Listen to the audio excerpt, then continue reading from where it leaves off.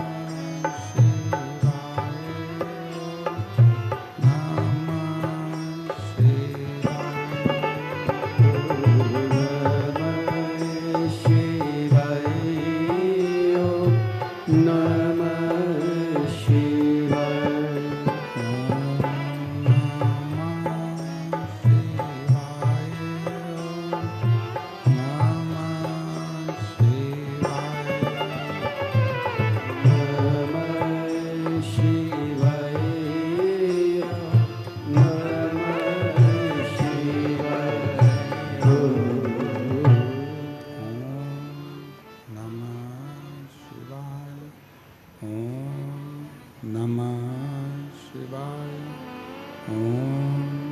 नमः शिवाय विश्वनाथ भगवान की महान कालेश्वर भगवान की ओंकारेश्वर भगवान की दंतेश्वरी माता की कुबरेश्वर महादेव की हर हर महादेव हर हर महादेव हर हर महादेव हर काशी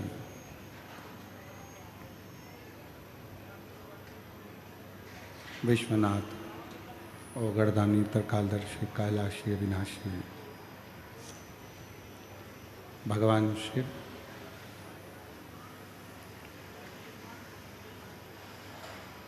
जिनकी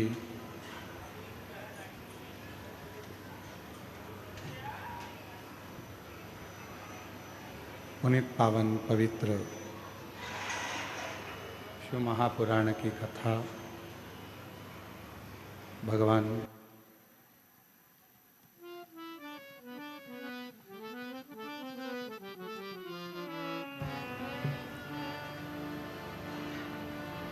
भगवान देवाधिदेव महादेव की ये पवित्र पावन आनंदमय शिव महापुराण की कथा भगवान शिव की ही कृपा से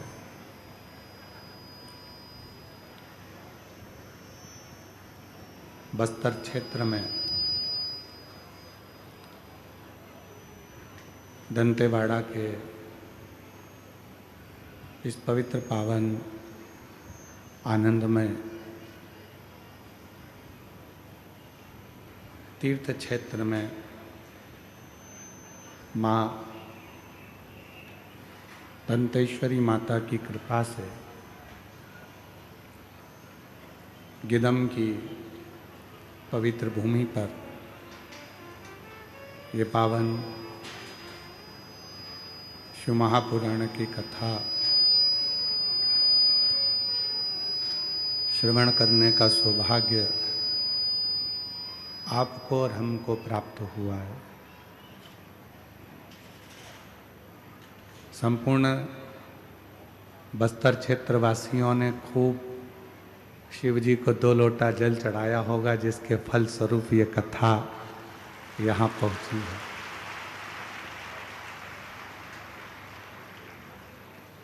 कभी अपने जीवन काल में हमारा इस क्षेत्र में आना नहीं हुआ, पर माँ दंतेश्वरी मैया का कुछ कृपा, कुछ दया, कुछ करुणा, कुछ उदारता, जिनके आशीर्वाद से ये पवित्र कथा माँ दंतेश्वरी की ही कृपा से यहाँ पहुँची है।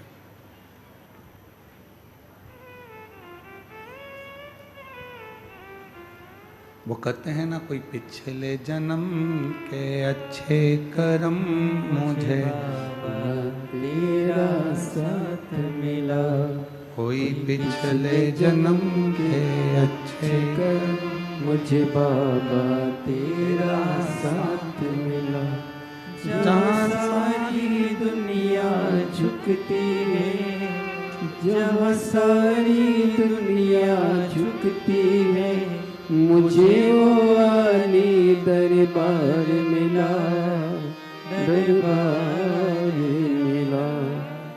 कोई पिछले जन्म के अच्छे कर्म मुझे बाबा तेरा साथ मिला, कोई पिछले जन्म के अच्छे कर्म मुझे बाबा तेरा साथ मिला। कोई पूर्व का अच्छा कर्म होगा, कोई पूर्व का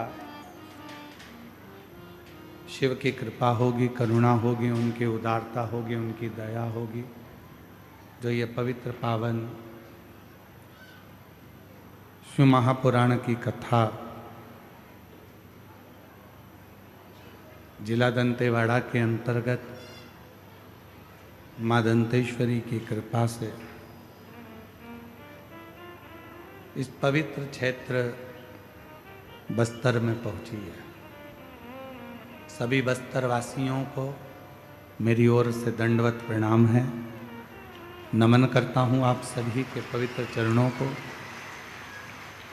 उसका कारण एक है कि ये पूरा जो बस्तर है, ये पूरा बस्तर मेरे शंकर भगवान की आराधना का केंद्र बिंदु है।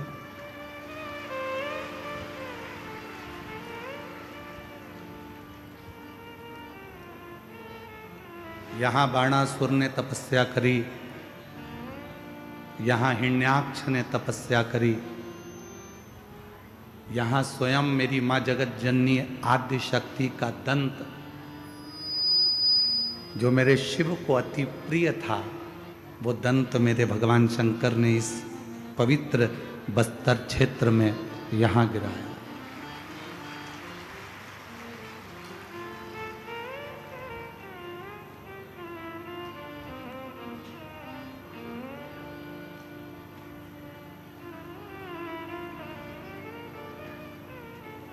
और वो शिव की उदारता से, भगवान शंकर की करुणा से, भगवान शिव की दया से आप और हमने ना जाने कौन सा पुण्य हमारे और आपके पूर्व जन्म का होगा जो इस पवित्र धरा पर बस्तर क्षेत्र में आपका जन्म हुआ।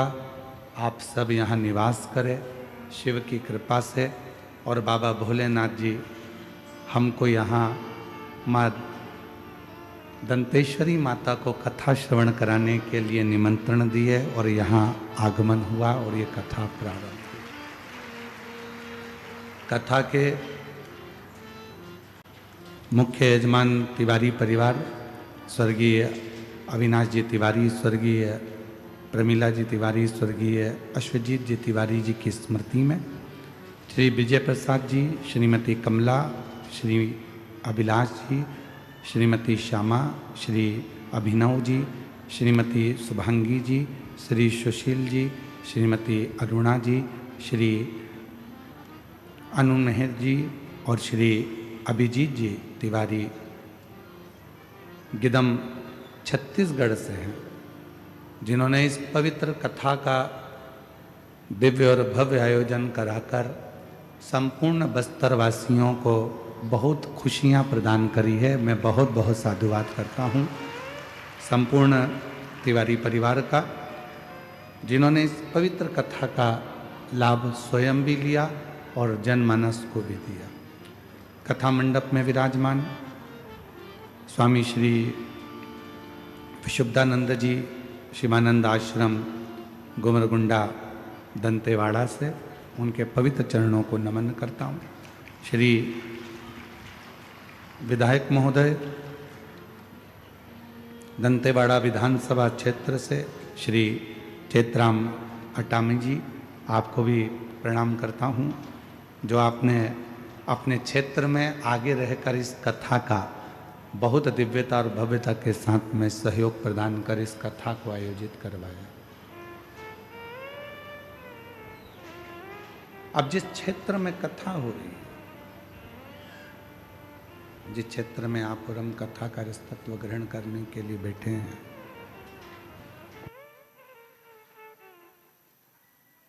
क्षेत्र में आप और हम कथा को श्रवण करने के लिए बैठे हैं, ये मां दंतेश्वरी का वो क्षेत्र है जहां माता की 52 शक्तिपीठों में से एक शक्तिपीठ विराजमान है।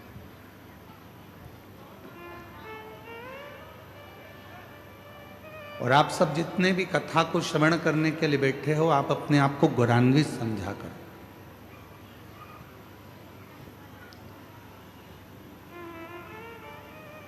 आप अपने आप को गौरवान्वित समझो, अपने आप को गौरवान्वित मानो कि आपका जन्म कोई साधारण सी जगह पर नहीं हुआ, उस बस्तर क्षेत्र में हुआ है जिस बस्तर क्षेत्र में स्वयं शंकर भगवान कहीं ना कहीं किसी ना किसी रूप में विराजमान, वो कहीं ना कहीं किसी ना किसी रूप में है, बैठे हैं।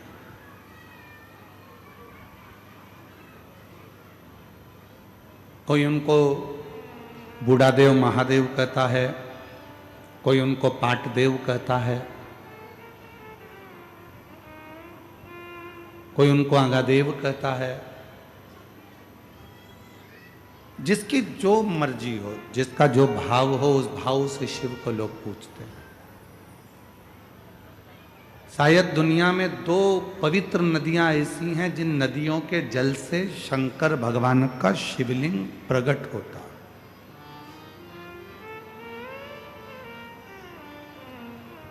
जितने आस्था चैनल के श्रोता हैं, जितने फेसबुक यूट्यूब के श्रोता हैं, जितने इस क्षेत्र में आप कथा के पंडाल में बैठकर कथा का रसतत्व ग्रहण कर रहे हैं, उन सभी श्रोताओं ने अगर वेदों का, शास्त्रों का अध्ययन किया होगा, पढ़ा होगा,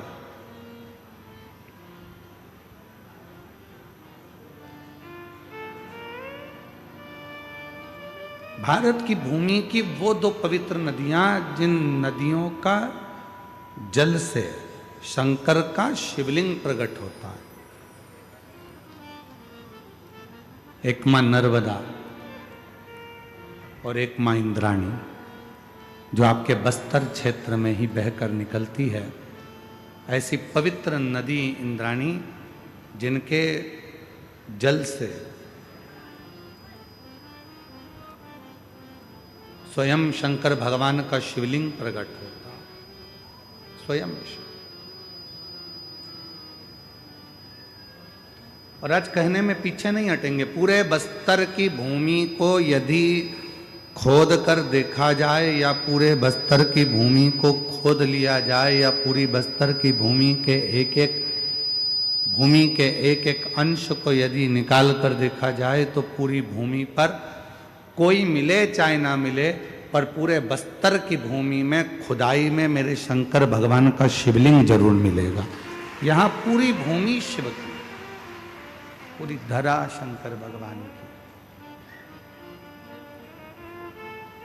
ऐसी कोई भूमि नहीं है, बस्तर का कोई ऐसा क्षेत्र नहीं है जहाँ शिव नहीं है। या पूरी क्षेत्र में, पूरी बस्तर के पूरे क्षेत्र में भगवान शंकर, भगवान शिव ही भगवान शिव है। और बहुत जितने 52 शक्तिपीठ हैं, उन शक्तिपीठ में जाना सरल है, 52 शक्तिपीठ में पहुंचना सरल है, पर सबसे कठिन अगर कोई शक्तिपीठ है तो मां दंतेश्वरी का शक्तिपीठ है। जब तक मां दंतेश्वरी आज्ञा ना करे, तब तक कोई दंतेवाड़ा आ ही नहीं सकता।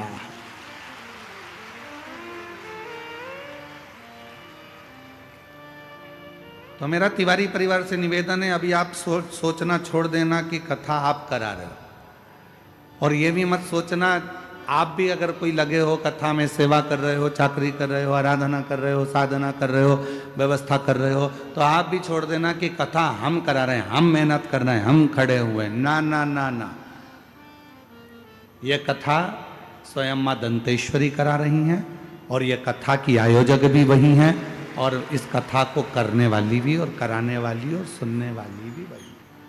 आपको रम नहीं, ये उसी की देन है, उसी की कृपा है, उसी की करुणा है, उसी की दया है, उसके सिवा कोई नहीं कर सकता। ये वही कर रही है। मां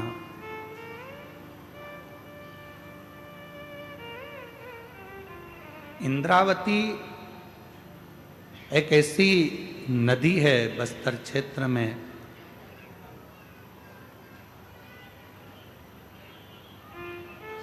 आप लोग तो आपके क्षेत्र की नदी को जानते ही होंगे, जिस नदी का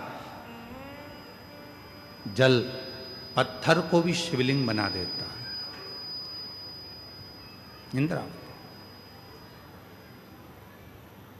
ये कोई शिव महापुराण की कथा कोई साधारण सी पुस्तक या साधारण सी कथा नहीं है, जिसको आपने और हमने श्रवण कर लिया और अपना बस थोड़ा सा श्रवण करा, इस कान से सुना, इस कान से निकाल दिया, बचा कुचा था तो कपड़े में से झटकार कर कह दिया कि हम तो सुनकर आ गए। ये वो कथा नहीं, इसको वो कथा नहीं कह सकते।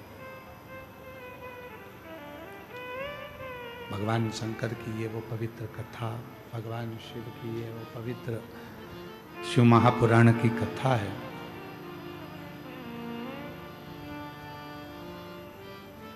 जो मनुष्य के जीवन के सारे दुखों को, सारे कष्टों को मिटा देती है।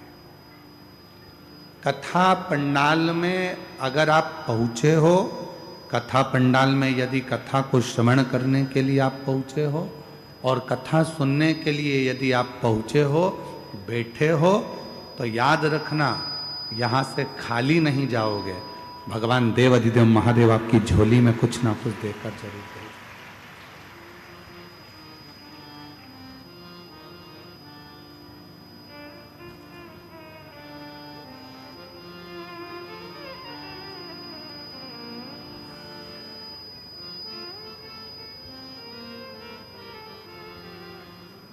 मां कुछ कृपा करे।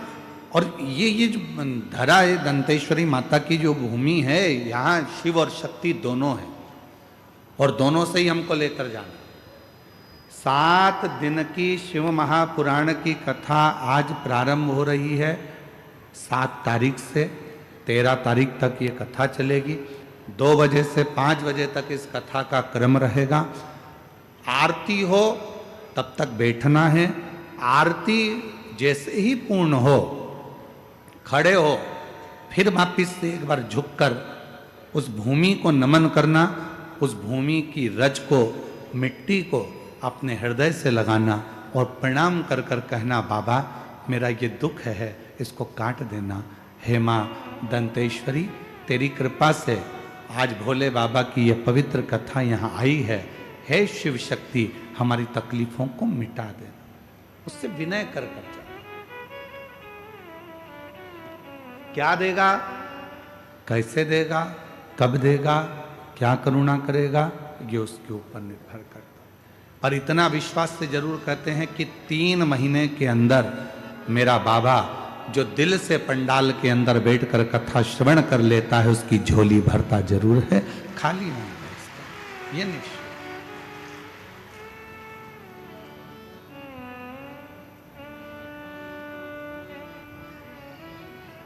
तो वो कहते हैं ना,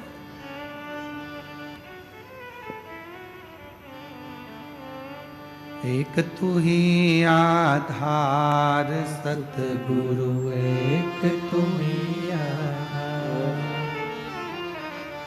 एक तू ही आधार सतगुरु, एक तू ही आधार। जब तक मिलो न तुम जीवन में, शांति कहाँ मिल सकती मन में। जब तक मिलो न तुम जीवन में, शांति कहाँ मिल सकती मन में। खोज लिया संसार सतगुरु, एक तुम्हीं आधार। खोज लिया संसार सतगुरु, एक तुम्हीं आधार। एक तुम्हीं आधार सतगुरु, एक तुम्हीं आधार। संसार सागर में कहीं पर भी खोज लो, शिव तत्व को पाने का सबसे सुंदर तरीका है शिव महापुराण की कथा। जब हम बैठते हैं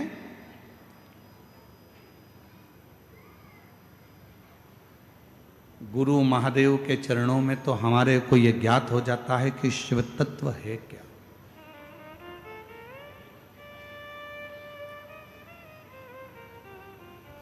एक बहन जी ने या भाई जी ने एक पत्र लिखा, भी हमने उनका नाम नहीं पढ़ा है, ठीक है।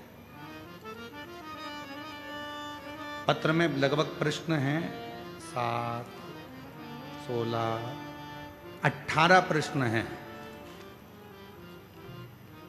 उनका नाम है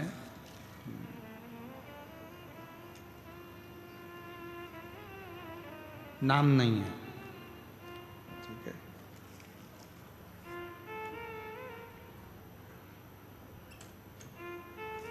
इसमें नाम नहीं है, पर 18 प्रश्न हैं। जिनने भी लिखे होंगे वो बैठे होंगे। मैं उनको नमन करना चाहता हूँ। अगर कहीं बैठे हों तो उनको प्रणाम करता हूँ।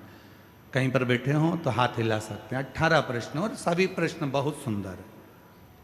उसमें वो संकोच ना करें कि हमने पत्र लिख दिया है और गुरुजी उस पत्र पर कुछ बोलेंगे। ना ना, आपको प्रणाम है, आपके प्रश्न बहुत अच्छा है। उसमें एक प्रश्न आपने लिखा है, जब आयु 100 वर्ष की है, पत्र एलईडी पर दिख रहा है क्या? अच्छा, आप लोग एलईडी पर पत्र का प्रश्न नंबर है 4। जब आयु 100 वर्ष की है तो मनुष्य 100 वर्ष तक जी क्यों नहीं पाता?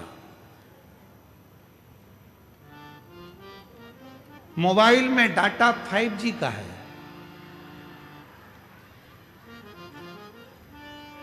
अब चाहो तो तुम उसे 2 घंटे में खर्च कर दो, और चाहो तो पूरा 24 घंटा चला लो।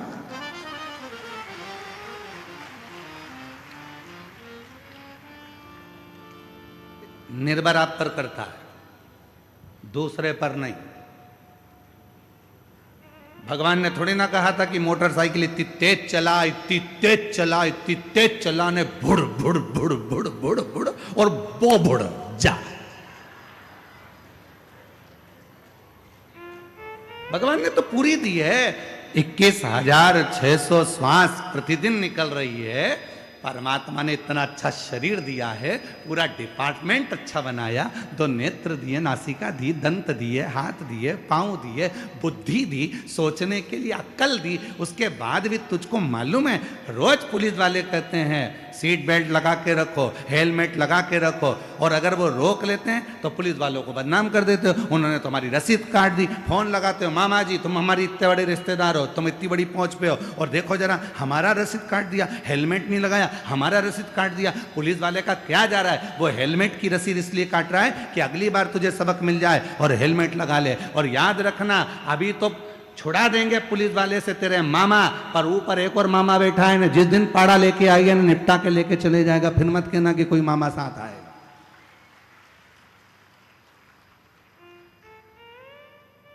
फिर मत कहना कि मामा साथ आया कि नहीं आया हो। शरीर उसने दिया है, उसने थोड़ी ना कहा कि तुम इतनी तेज भागो कि गाड़ी चढ़ाओ कि निपटी जाओ। उसने थोड़ी ना कहा कि तुम 4 व्हीलर गाड़ी को यूं घुमा यूं घुमा यूं घुमा और रेस कर, न ट्रक के आगे जाना है न पीछे जाना है, यहाँ जाना वहाँ जाना, वो मालूम पड़े फिर एक दिन ऊपर जाना। ले, उसने थोड़ी ना।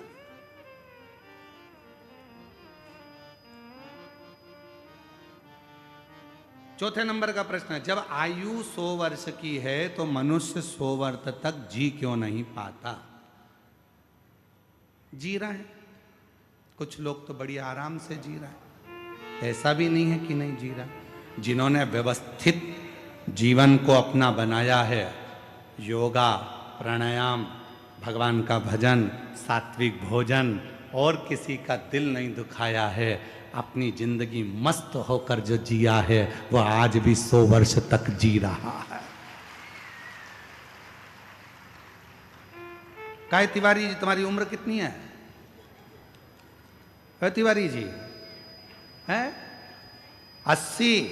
लो यहीं पे बैठे हैं, अब प्रैक्टिकल तो यहीं देख लो। 80 साल के हैं और अभी भी तंदुरुस्त, पूरे झुक के प्रणाम कर लिए महाराज जी को, और केला और नारियल अलग लिया है। अब सोचो 80 वर्ष के ये बैठे, और इनसे भी बराबर के, इनसे भी ऊपर के और बैठे होंगे। कौन नहीं जीता? अगर आप अपनी जिंदगी को सात्विक बनाओगे तो वो जीवन तुम्हारा अच्छा चलने वाला। और मालूम पड़े तुमने जिंदगी भर रो रो के, हे भगवान कौन सा पाप कर दिया, हे भगवान क्या कर दिया। कभी पड़ोसी के लिए जल जल के मरे जा रहा है, कभी इधर के लिए जल जल के मरे जा रहा है। पड़ोसी की यहाँ गाड़ी आई तो आधे कमजोर हो गए, दुबरे पतरे। रिश्तेदार पूछ रहे पहले तो अच्छी हो गई थी, आजकल दुबली क्यों हो गई। उसको क्या मालूम कि पड़ोसी का बेटा डॉक्टर बन गया, इसका बेटा ढोर बन गया। कौन समझाए? अब प्रश्न ऐसे दिए हैं, मैं इसका उत्तर पूरा का नहीं दूंगा, और दूंगा तो 18 प्रश्न में पूरी 7 दिन की कथा निकल जाएगी, पूरी 7 दिन दुबले हो। फिर भी बीच बीच में जिन्होंने भी ये पत्र लिखा है उनको प्रणाम करता हूं। आपके 18 प्रश्न का उत्तर पूरी 7 दिन की शिव महापुराण में अवश्य देंगे। बीच बीच में इस प्रश्न का उत्तर देते रहेंगे, जिससे आपके 18 प्रश्न पूर्ण हो। 18 प्रश्न। 100 वर्ष का जीवन है, मनुष्य इतना कम क्यों जी रहा है? आपके पास में मोबाइल में बैलेंस है, तुम चाहो तो जल्दी खत्म कर दो, और तुम चाहो तो चला, महीने भर चला, तो क्या दिक्कत?